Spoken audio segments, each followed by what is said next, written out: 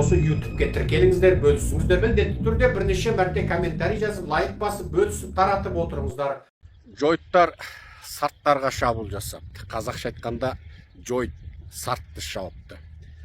Израильдің Иранға тұтқиыл шабуыл жасау және Иранның өте жоғары дәрежелі әскери мамандарының, атом қаруын жасайтын маманның және әскери істер қолбасшылығының орынбасар қолбасшысының тағы бірнеше генералының осы шабуылда өлуі, бұл енді Орта Шығыстың уақытша болса да тынышталып қалған жағдайын онан арман ушықтыратын болды.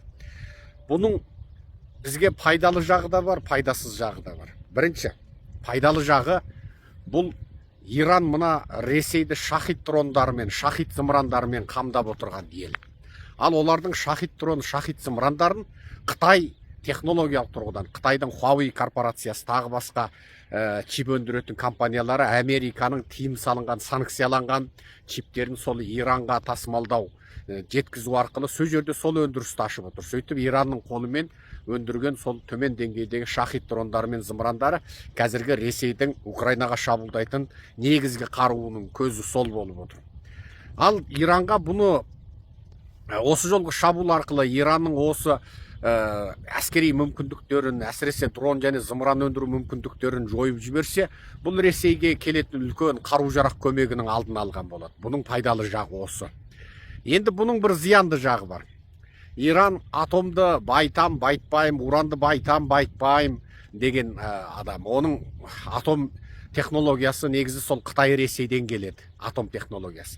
Ал Иран сияқты террористік және диктатуралық режим, әсіресе бүкіл осы Йемен хуситтерін қаржыландырып отырған, Хезболланы қаржыландырып отырған, бүкіл Башар Асадты қаржыландырып отырған, Хамасты қаржыландырып отырған, және бұл осы Иранның қолы арқылы Қытай мен орыс бүкіл дүниені лаңғадағы былықтырып отырған, бүкіл дүниедегі осы лаңкестік, кісі өлтіргіш, жарғыш, атқыш, шапқыш, осы кісі өлтіргіштерді қаржыландырып отырған осы Иран, Қытай, Ресей үшеуінің енді тегі сипаты бір болып отыр. Біреу Қызылбас, біреу Атажау Қытай, біреу Атажау Қызылбас сарт, біреу Атажау орыс, бірақ осы зұлымдық үштігі бәрібір міне одақтасып отыр. Енді атомын жойып жіберетін болсам, бұл мүмкін мәлім деңгейде бүкіл адамзатқа пайдалы бір шаруа болады.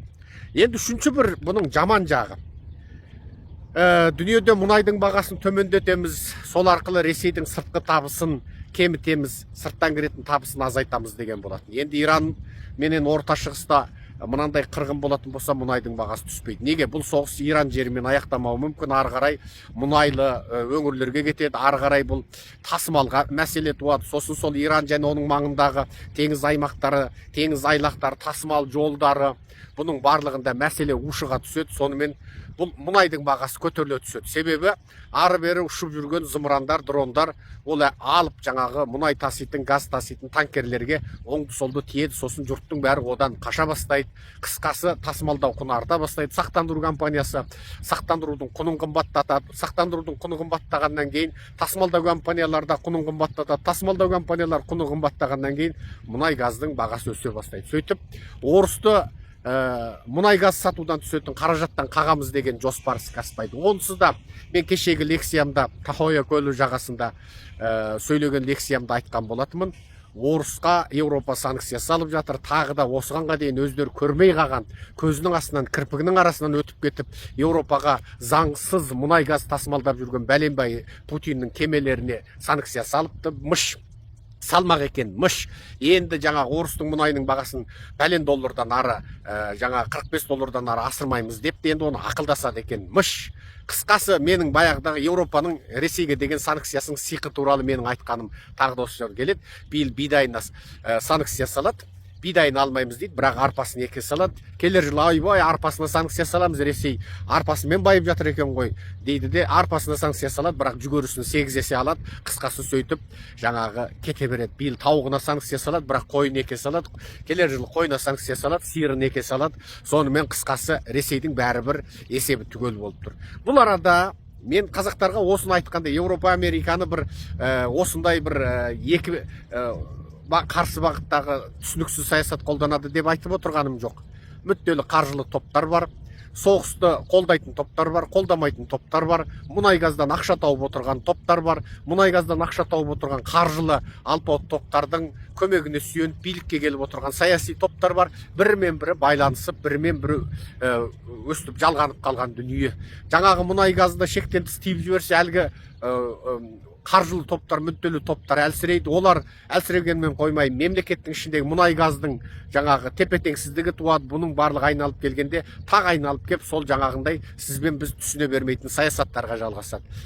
Бұл қазақтарға дүниені ақ пен қара деп қана түсінетін жаңағы социалистік жүйе жақсы, капиталистік жүйе какай, жаңағы орыс жақсы, орыстан басқаның бәрі жаман, Америка империализмі, Еуропа анау мынау деп өмір бойы сол совет сасыған көзқараспен өткен адамдарға мына дүниенің алуан түрлігін, күрделілігін ақ пен қарадан емес, алуан түрлі Құдай жаратып қойған дүниенің бар екендігін, жаңағы бүкіл дүние сондай бір циклде айланысты екендігін түсінсін деп айтып отырмын. Енді бірі осы Иранның мұнай соғысы, Иранда болған бұл соғыстың арты енді ушығатын болса, сол айланып келгенде мұнай газдың бағасының өсуіне апарады. Және бірі Иранның мұнайына $500 триллион қаржыны бір жолда салып тастаған Ши Цзиньпин еді, Қытай еді. Иран мұнайының негізгі аларманында Қытай болады ғой.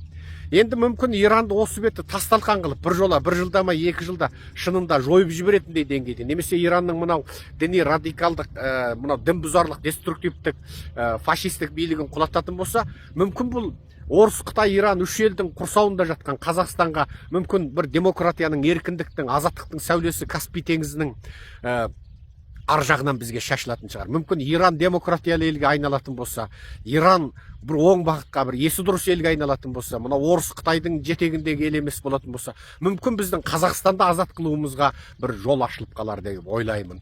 Енді оны бір Алла біледі, бірақ қалай болмасын, қазір бір нәрсені байқадыңыздар ма? Құдай өзі өмір бойы Орыс, Қытай, Иранның осы үш жақты жаңа тарихтан бері соғысында, қыспағында, шапқыншылығында жасап келе жатқан Орта Азиялықтарға бір жақсылық келе жатыр ау. Орыс міне 1 миллион әскерінен айырылып, тарихта болмаған ең әлсіз жағдайға түсіп, титықтап отыр, шықпа жаным, шықпа деп көрдің аузында, бүгін кетем, ертең кетем бе деп тұр. Қытай мынау саяси жағдай тас-талқан болып, түсініксіз, мүлде түсініксіз жағдайда ол тұрып, енді Иранға мынандай халаулайлым, қаулайлым ән басталатын болса, бұның арты да қысқасы бізге пайдалы. Бізге Орыс, Қытайдың, Иранның ойран болғаны ғана керек. Осы үш жауыз диктатуралық, радикалдық біздің жерімізді жаулаған, тарихта бізге сан мәрте шабуыл жасаған бұл елдер, Иранда, Орыста, Қытайда. Тарихтан бері қазақ болып осы аспан алақандай жер тебінгідей кезден біз Қытаймен алыстық. Қытай сол бізден қорыққаннан ана Қытай қорғанын тұрғызды. Кейін мынау біз жоңғарды жер бетінен жойып жіберіп, үф деп әбден әлсіреп, үш қазақтың екісі қырылып тұрған кезде әлсіреген тұсымыздан пайдаланып, көк темірі көп орыс, аузы мұрны түк орыс, қаруы бар, от қаруы бар орыс бізді жаңағы жаулап алған. Сол бізді оңай жаулап алған жоқ, ол бізден жеңілермен болып енді қояйық дегенде қазақтың сол ішінен шыққан сатқындар өз билеушісіне әскер бермей, өз билеушісіне салық төлемей, ең соңында басқыншыдан алған медалдарымен, өрдендеріне, тондарына, қолына берген, Мәскеу, Петербургдан берген мөрлеріне қарық болып, ең соңында солар өзі тұқымына дейін жойылып кетті. Сол қазақты сөйтіп руға бөліп, жікке бөліп, топқа бөліп, орыс сатып алды өзі. Енді бірі мынау Иран, ол анау есте жоқ ескі заманда біздің мынау Орта Азияда тіпті қазіргі мына Каспийдің Ақтау төңірегіне дейін, тіпті Қызылорда осы жаққа дейін, бұлар тіпті мына біздің орталық Қазақстанға дейін бұлар бір кезде жаулап, үнемі шабуыл жасап тұрған ел. Тіпті анау есте жоқ ескі заманда қазақтар бұл осы қызылбас сарттарды тықсырып отырып қазіргі жеріне қуып тастаған. Біздің оңтүстік өлкенің біразының сарттың ықпалында болғаны сол ескі замандағы соғыстардан қалған. Енді оның берісін айтсақ, кешегі Ақсақ Темірдің өзі сол сарттардан піл алып, жаңа қару алып, жаңа от қару алып, сөйтіп сол заманның от қаруын алып біздің мына Тоқтамысқанмен соғысатыны, Тоқтамыстың Ақсақ Темірмен соғысып жатып, ары қарай Мәскеуді 3 мәрте өртейтіні, одан ары қарай Бабырлардың сол жаңағы мына Үнді, Пәкістан, Тибетті жаулап алатын, Таж-Махал салатын сол замандағы біздің жаңағы айға шауып тұрған кезіміздің тарихы еді ғой. Сол кезде сол Ақсақ Темірдің ар жағында соның арқа сүйеген әскер беріп, қаржы беріп тұрғанда осы сарт болатын. Жалпы қазақтың айналасындағы осы үш жау тарихта бұрын соңды болмаған деңгейде, үшеуіне де зауал төніп тұр.